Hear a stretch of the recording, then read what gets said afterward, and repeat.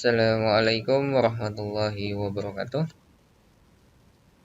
Oke, sekarang kita lanjut ke pertemuan 2. Nah, coba di sini ada penjelasan tentang ini dulu ya, pengertian dari program VB. Aplikasi VB ini berisi komponen-komponen berupa objek.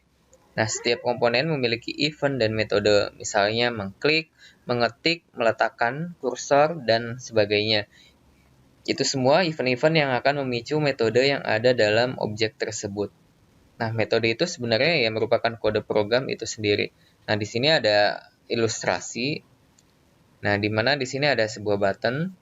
Nah, user mengklik tombol perintah, lalu metode itu event klik memicu metode pada objek. Nah, terus aksinya yang menampilkan dari show message tadi ya, show pesan tadi. Oke, terus yang perlu kita perhatikan kembali adalah kode program. Apa sih itu kode program? Nah, instruksi yang ditulis oleh programmer yang memerintahkan aplikasi untuk melakukan tugas tertentu seperti melakukan perhitungan, memanipulasi data, membuka, atau menjalankan aktivitas tertentu. Nah, letak kode program. Pada dasarnya pemrograman VB sangatlah mudah. Tetapi dalam konsep modular programming, kode program dikatakan terpisah-pisah, sehingga inilah yang membuat programmer pemula agak bingung. Tidak seperti linear programming, di mana kode program ditulis dalam satu tempat. Pada aplikasi VB, kode program biasanya dituliskan pada object form, control, atau modul standar. Nah, ini letak kode program.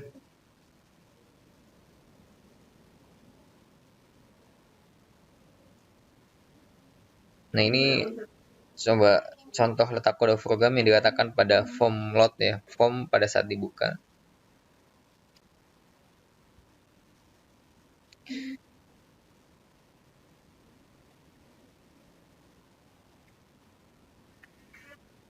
Nah, lalu dalam VB juga untuk memberikan komentar menggunakan tanda petik 1 ya. Nah, ini contoh letak kode program. Dan di sini ada ya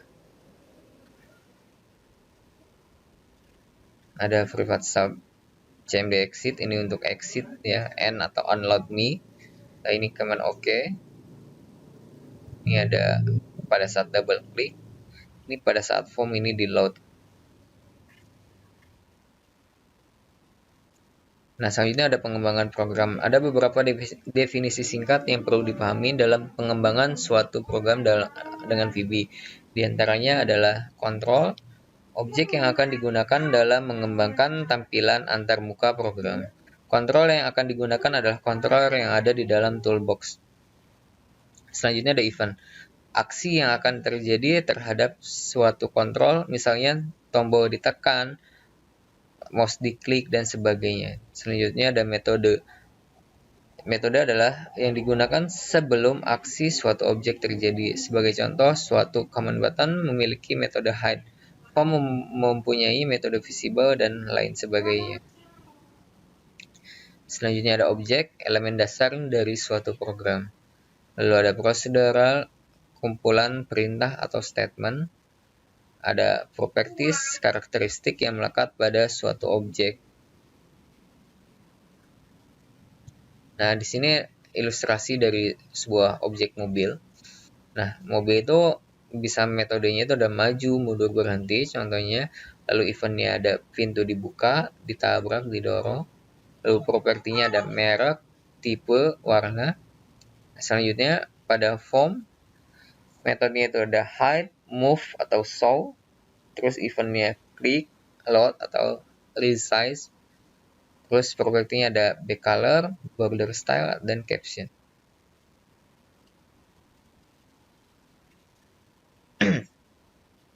Nah, ini memahami objek, properties, metode, dan event. Objek, komponen di dalam sebuah program. Properties adalah karakteristik yang dimiliki objek. Metode adalah aksi yang dapat dilakukan oleh objek. Event adalah kejadian yang dapat dialami oleh objek. Nah, selanjutnya kita masuk ke data dan variabel. Nah, kita sering dengar sekali dengan data. Apa sih itu data? Data adalah nilai mentah yang tidak memiliki arti jika berdiri sendiri. Contohnya sebagai berikutnya, 123.456, Visual Basic 6.0, dan selanjutnya.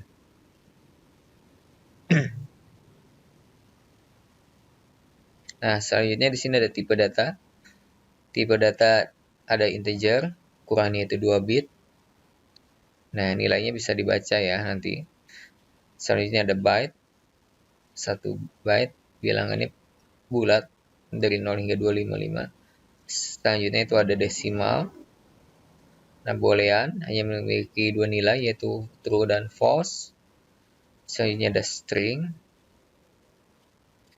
Lalu ada single, double, date, current, long, object, variant. Nah, lalu variabel itu apa gitu kan? Variabel adalah tempat untuk menyimpan nilai-nilai atau data-data secara sementara pada aplikasi VB, atau sebuah kotak penyimpanan untuk menyimpan dan mengambil data seperti yang diperlihatkan pada gambar berikut.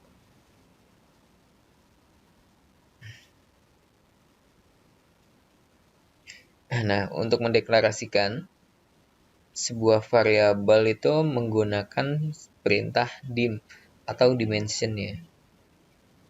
Nih, dim statement dari VB untuk mendeklarasikan variabel.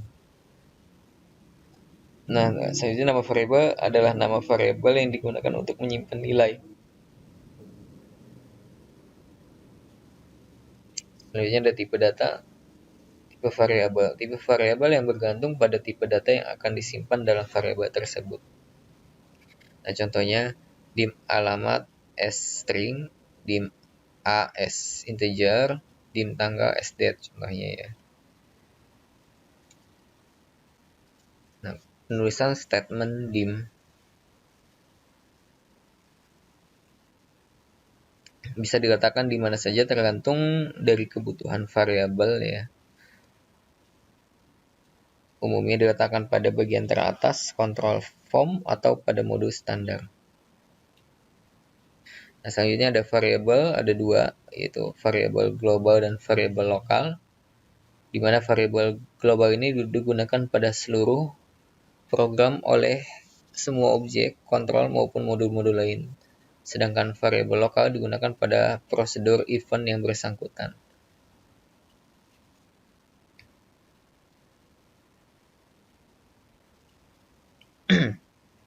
Nah, ini deklarasi variabel global ya. Dim str nama string, dim int total as integer. Nah, ini dia akses di luar atau di atas dari function ya. Function formload. Nah, ini yang global. Nah, sedangkan yang pada lokal dideklarasikan itu dalam function formload. Jadi nanti kalau kita buat function lagi, dimension ini nggak bisa kita akses. Oke, di sini ada contoh program pertemuan 2. Nah, di sini ada, oke, kita biasakan di sini definisi dulu dari sebuah form ini ada berapa objeknya. Mana ini kursornya? Nah, ini ada dua label, dua text box atau text field, dan dua button. Ya. Nah, di sini ada command bersih dan hitung. Kita coba deklarasikan hitung dulu. Nah, di hitung ini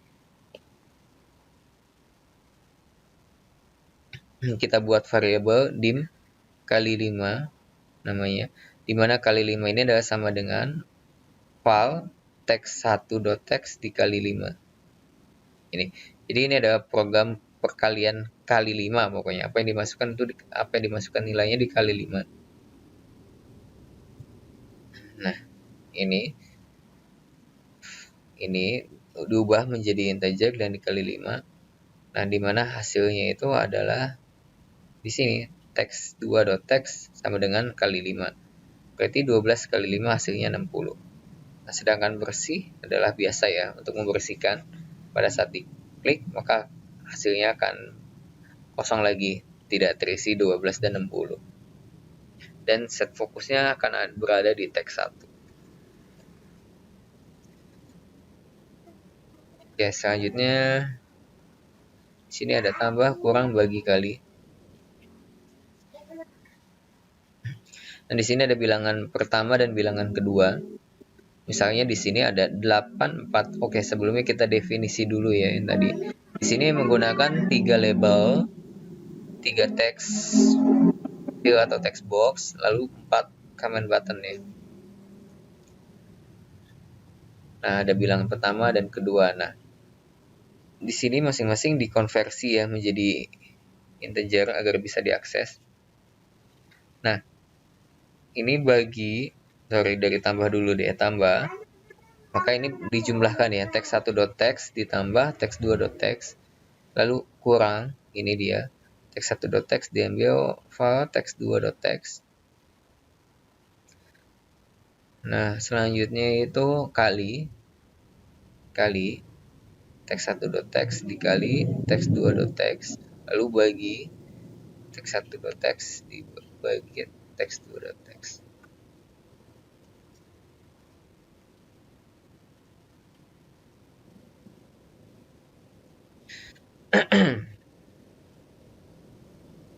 Oke, di sini ada buat program dengan tampilan di bawah ini. Dan di sini ada menggunakan option button dan checkbox ya.